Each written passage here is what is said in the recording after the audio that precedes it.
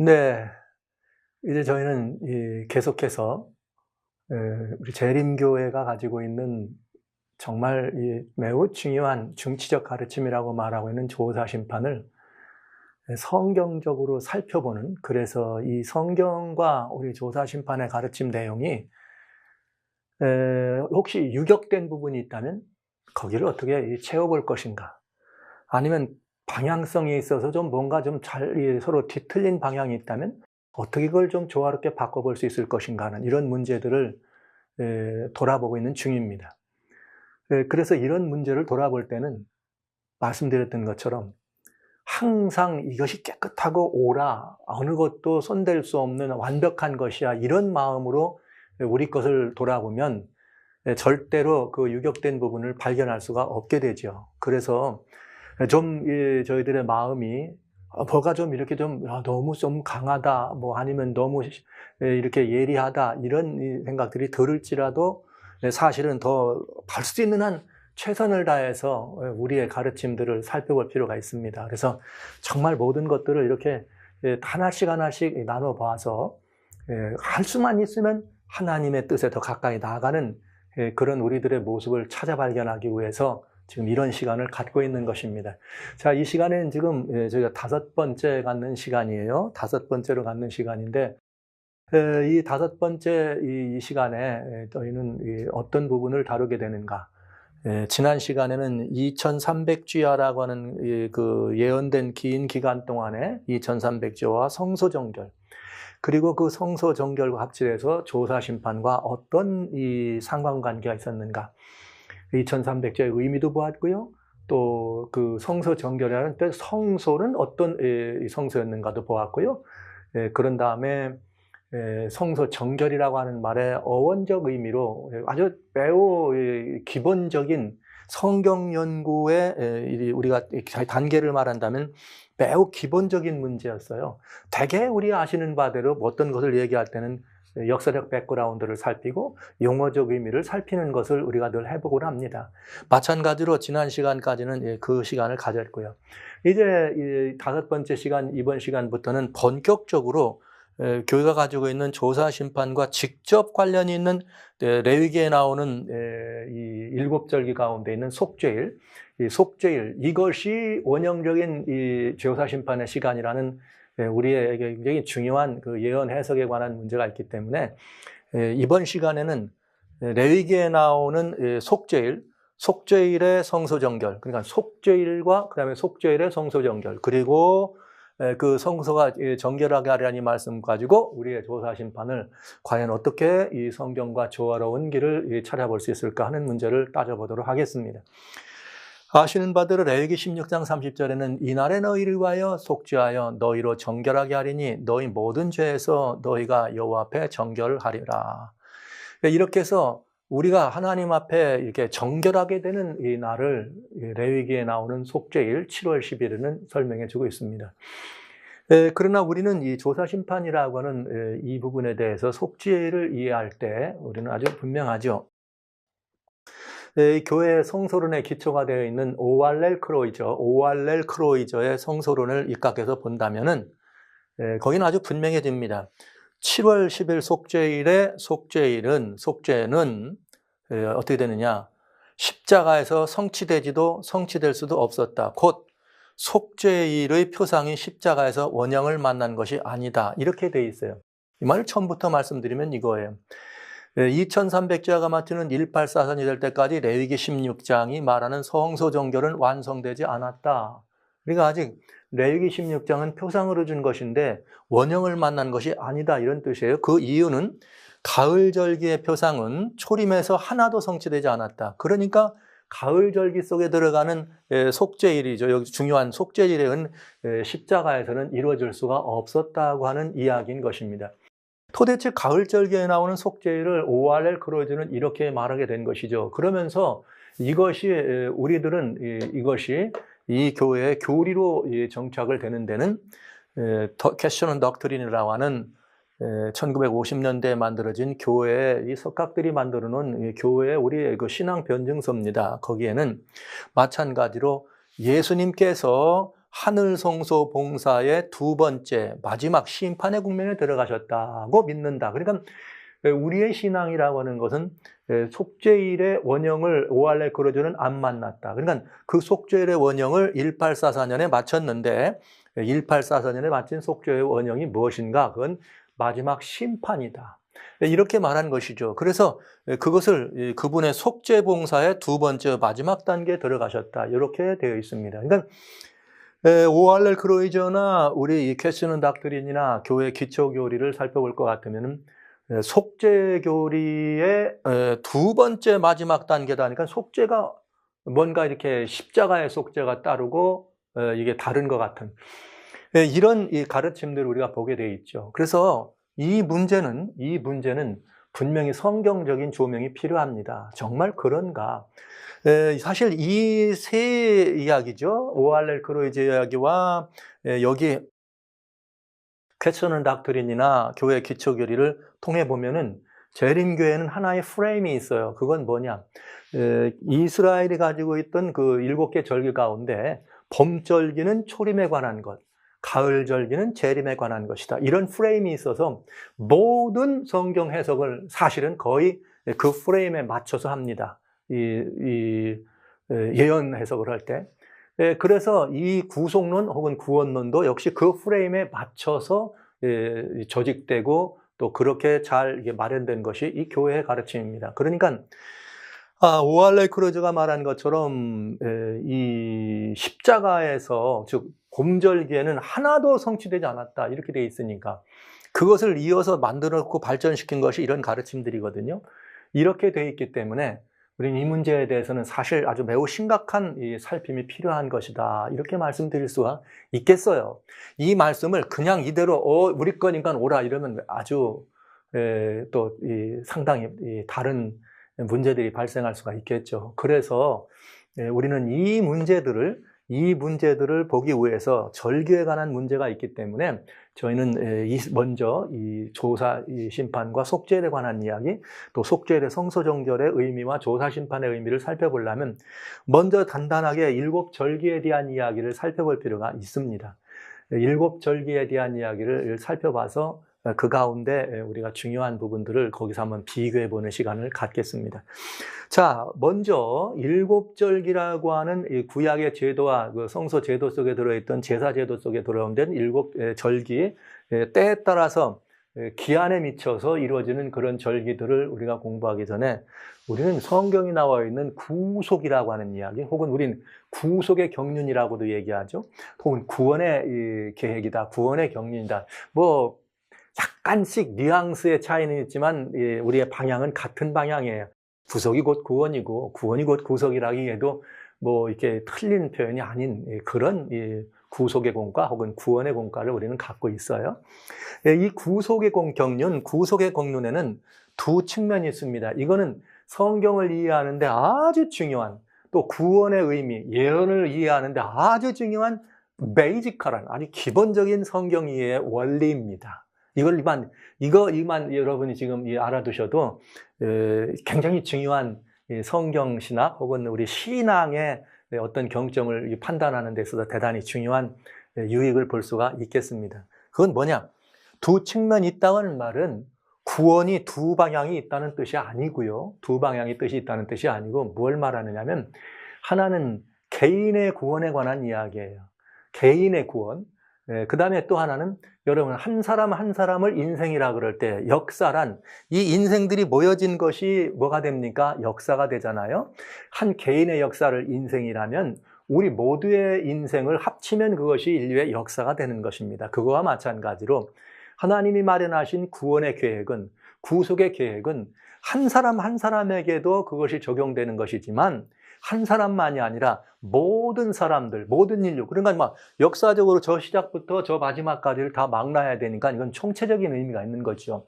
그런 총체적인 의미로 매 역사 속에서 이렇게 진행되어 내려가고 마지막까지 그 역사의 마지막 경점까지를 이 구원의 하나님 마련하신 계획이 진행되고 그 계획에 따라서 모든 것이 성취된다고 하는 것입니다. 그때는 구원은 이중적인 이 측면, 양면성이 있다는 거죠. 하나는 뭐냐면 개인에게 관련된 것과 이 전체적인 역사적인 이 측면에서 관련된 것인데, 개인에 관련된 것은 어디를 볼 수 있는가? 하나님은 죄인을 사랑하십니다. No, 저는 하나님은 죄인을 사랑하신다는 말이 틀린 말은 아니지만 꼭 맞다고도 저는 얘기 안 합니다. 왜냐? 하나님은 사람을 사랑하세요. 하나님이 지으신 사람입니다. 그런데 이 사람이 비록 죄를 범했을지라도 하나님이 이 사람을 사랑하신다는 얘기지. 하나님이 죄인을 사랑하신다고 해버리니까 사람들은 그래 맞아. 그래가지고 말이야 로마서에도 그래서 죄가 더한 것에 은혜가 더한다고. 은근히 그러면서 죄를 경험해 본 것이 더 좋은 것이냐? 죄를 경험해 보고 그급에 빠져본 것이 은혜를 더 맞는 것이냐? 이렇게 그 잘못된 어떤 그 이해가 있는 것을 우리는 보게 되는 것이죠. 그래서 그런 부분들을 저희가 성서적 입장에서 바라본다면 죄인을 사랑하신다는 표현은 옳지 않아요. 그건 무슨 뜻이냐? 하나님은 이 세상을, 사람을 이처럼 사랑하십니다. 그런데 그 사람이 비록 뭘 범했을지라도, 죄를 범했을지라도, 그래서 그런 사랑하시는 죄인을 하나님이 한 사람 모두만이, 한 사람 죄인들을 위해서 하나님이 어떻게 이 죄인들을 사랑으로 인도하셔서 구원의 길에 들어가게 하시는가 하는, 사람, 죄인을 다루는, 하나님께서 사람을 다루는 하나님의 경륜이 있다. 이것은 이제 개인의 구원과 관련이 있다 하면은, 또 이번에는 뭐냐? 사람이 구원을 필요로 하는 이유는 어디에 빠졌기 때문에? 죄에 침략당했기 때문에. 그러니까 하나님께서는 이런 것이죠.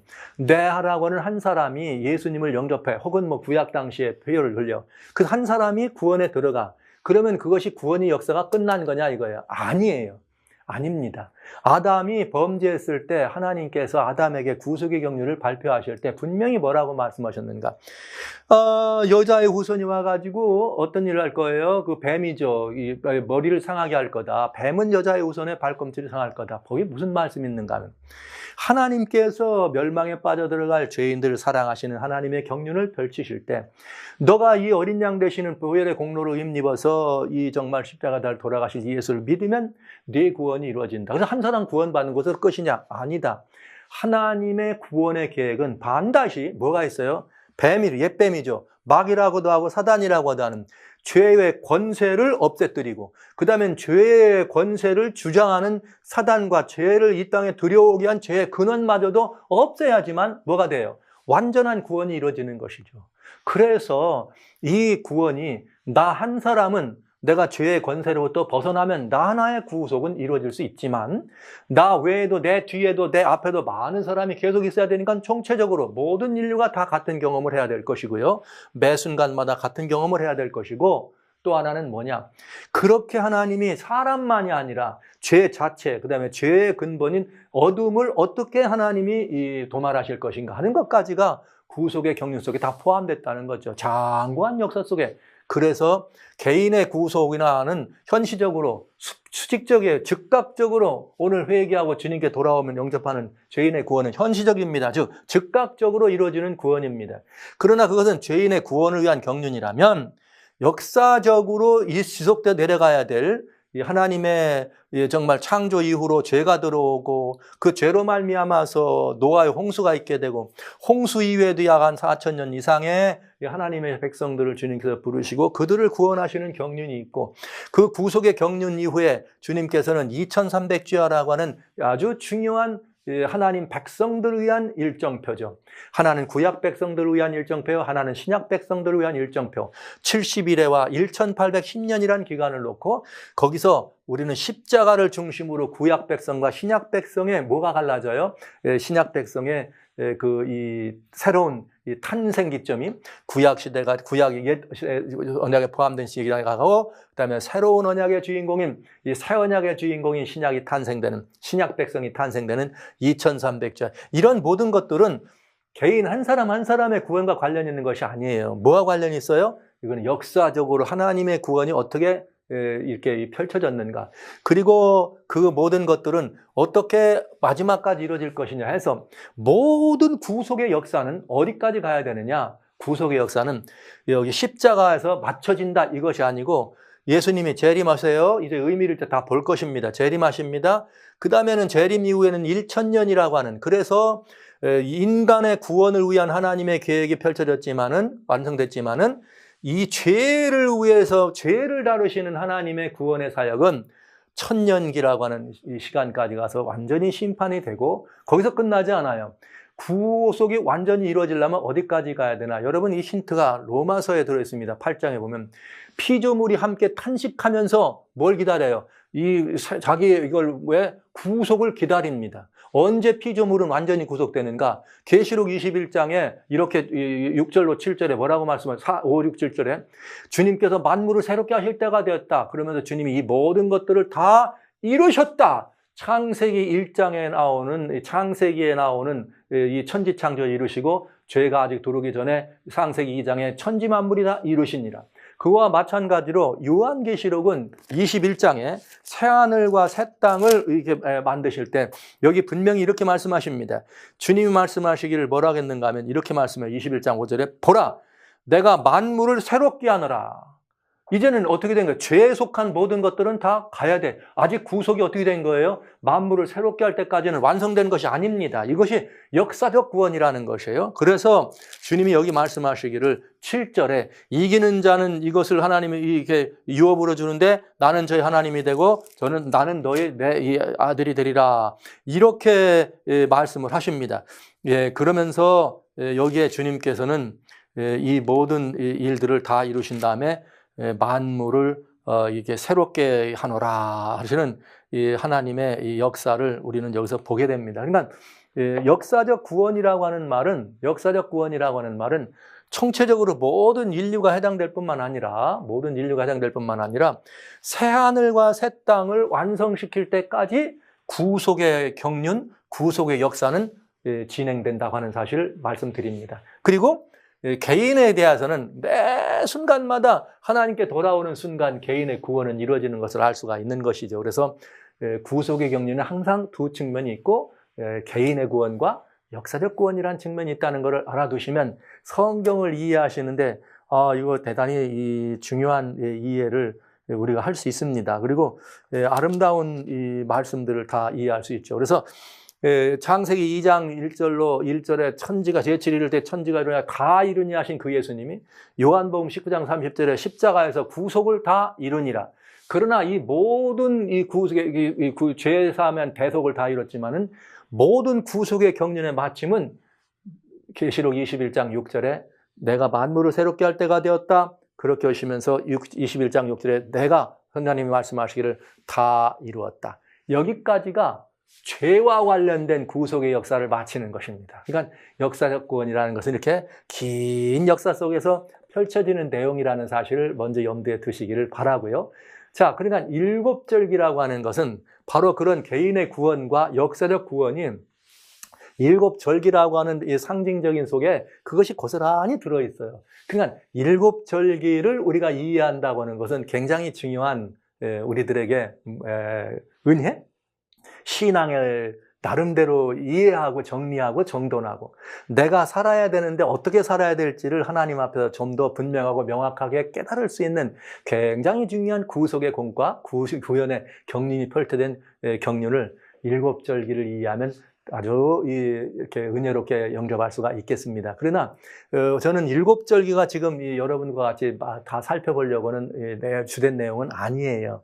오늘 보려고 하는 것은 그 일곱절기가 표상하고 있는 그 상징적인 의미를 개량만 말씀드리면서 속죄에 관한 얘기를 조사심판과 관련돼서 하도록 합니다.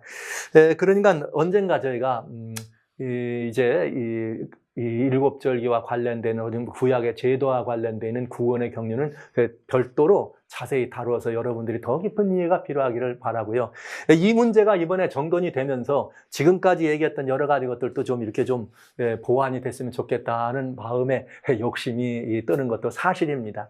레위기라고 하는 하나님 말씀, 특별히 23장에는 일곱절기라고 하는 절기에 대한 이야기가 고스란히 다 들어있어요. 거기는 안식일에 관한 이야기도 23절에는 물론 들어있지만 기한에 미쳐 하나님의 성회로 삼을 이 절기의 안식일에 관한 절기들, 명절들이죠. 이스라엘의 명절들이 들어있습니다.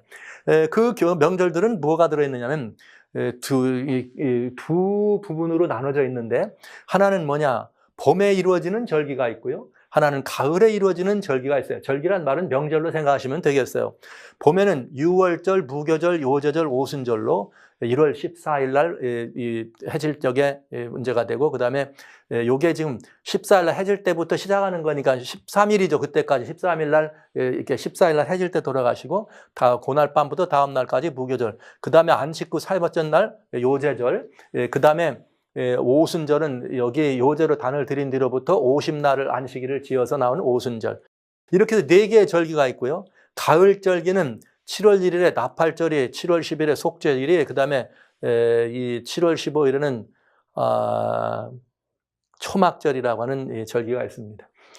우리가 이번에 특별히 더 자세히 보려고 하는 것은 속죄일이죠. 레위기 23장에 나오는 속죄일, 특별히 레위기 16장은 속죄일에 관한 이야기만 모두가 다 들어있습니다. 그러니까 레위기 16장은 속죄일에 관한 공과가 들어있다. 그렇게 보시면 좋겠다. 이날에 너희를 위하여 속죄하여, 그래서 우리를 위하여 속죄하여 너희로 정결하게 하리니 너희 모든 죄에서 너희가 여호와 앞에 정결하리라. 이렇게 돼 있어서 우리 주님이 우리를 위하여 속죄하고 우리를 정결하게 하겠다. 너희가 모든 죄에서 여호와 앞에 정결하리라. 이런 이 표현들을 우리가 보겠습니다. 자, 그래서 봄절기에 봄절기, 여기 뭐 다양한 지난 시간에 성소 정결이라고 할 때 그 성소와 정결의 언어적 의미는 그 정결이 무슨 뜻인가를 보기 위해서 어쩔 수 없이 저희가 원어적인 도움을 받았지만, 여기 나와 있는 것들, 그 언어적인 도움 몰라도 충분히 이해할 수 있는 것입니다. 성도 여러분, 성경이 막 히브리어 헬라어를 깊이 연구해서 신학적 사고에 막 빠져 깊이 연구한 분들만 이해하고 영접할 수 있도록 되어 있는 글이라면 신앙이 이렇게 번성할 수 없죠. 잘못되면 큰일 나죠. 성경이 그렇게 어렵지 않아요. 이 글을 기록한 분들도, 그분들도 다 훌륭한 분들이긴 하지만 그분들이 뭐 이렇게 막 오늘날 우리들보다 더 많은 정보와 지식이 있는 분들도 아닙니다. 누구라도. 그러니까 지극히 상식적인 이해, 상식이 있는 이해면은 얼마든지 이해할 수 있게 돼 있다. 그 다음에 또 번역을 해놓은 것이 의도를 가지고 막 뭔가를 이렇게 틀리게 하려고 번역한 것이 아니라면 얼마든지 성경 전체의 맥락과 문맥의 맥락을 통해서 문장 속의 위치를 통해서 단어의 뜻을 이해하고 이 말의 의미를 이해할 수가 있는 것입니다. 그래서 사실 저같이 이렇게 이 둔탁한 사람도 이렇게 정말 은혜로 목회자가 될 수 있었던 거 아니겠어요? 여러분보다도 어쩌면 더 말씀을 이해하는 데 있어서 제가 더 부족할 수도 있습니다. 그러나 그런 사람도 이런 말씀을 보면서 은혜가 있고 깨달음이 있는 것은 성경이 그렇게 모든 사람들이 다 그렇게 막 원어를 꼭 해야만 이해되는 그렇게 어려운 것은 아니라는 의미죠. 그래서 저는 늘 이런 말을 합니다. 성경은 해석의 대상이 아니라고 말을 해요. 성경은 해석의 대상이 아니고 순종의 대상이다. 성경을 우리가 해석하려고 하다 보니까 나름대로 거기에 다양한 사상과 식견을 포함해서 해석했기 때문에 여러 교파도 생기고 교단도 생기고 가르침이 나온 것이에요. 용어적으로 이건 꼭 해야 된다면 그건 해석이 아니라 뭐는 필요해요? 통역은 필요해요. 그러나 통역은 필요하지만은 나름대로 그걸 해석해서 이해하려고 하는 거예요. 성경 그렇게 할 만한 거 없습니다. 잘 들어보면 다 알아들을 수 있는 거죠. 통역만 해주면 이게 그런 뜻이로구나. 용어가 어려우면 이게 그런 뜻인가. 통역만 잘해주면. 결국은 성경은 해석의 대상이 아니에요, 여러분. 순종의 대상이지. 하나님이 말씀하셨으면 우리는 들으면 되는 것입니다.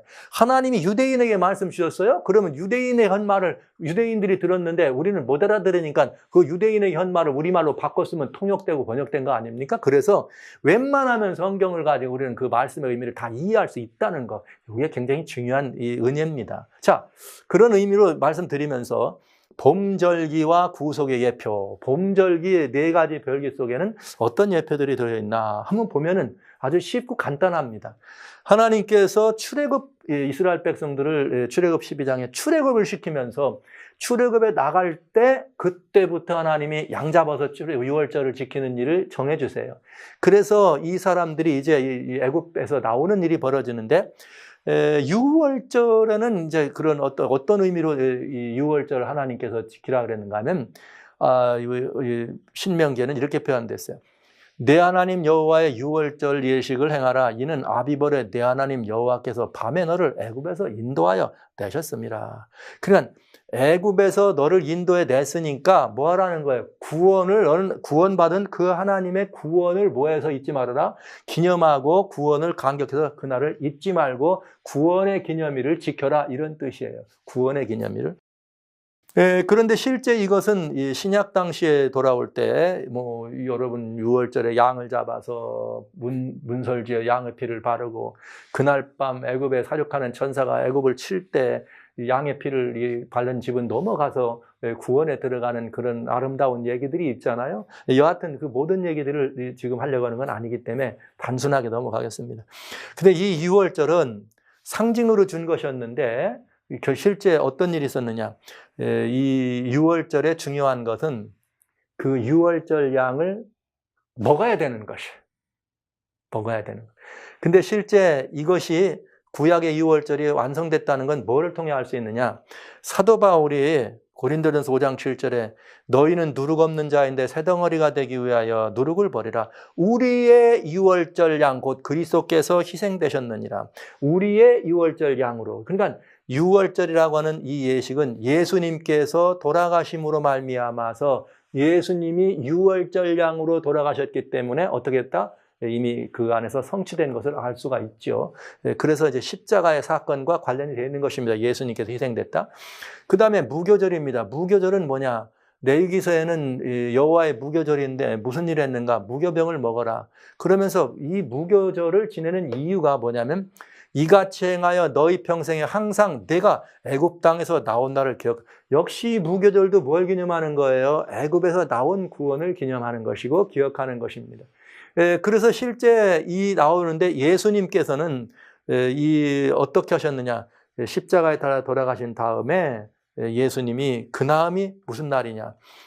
여기 갈릴리에서 함께 온 여인들이 안식일에 어떻게 해요? 무덤과 그의 시차를 둔 것을 보고 안식일에 쉬더라. 그러니까 예수님이 돌아가신 이후에 안식에서 무덤 가운데서 안식하십니다. 그러므로 말미암아 무교절은 이 안식하시는 예수님의 모습 속에서 성취된 것을 볼 수가 있겠고요.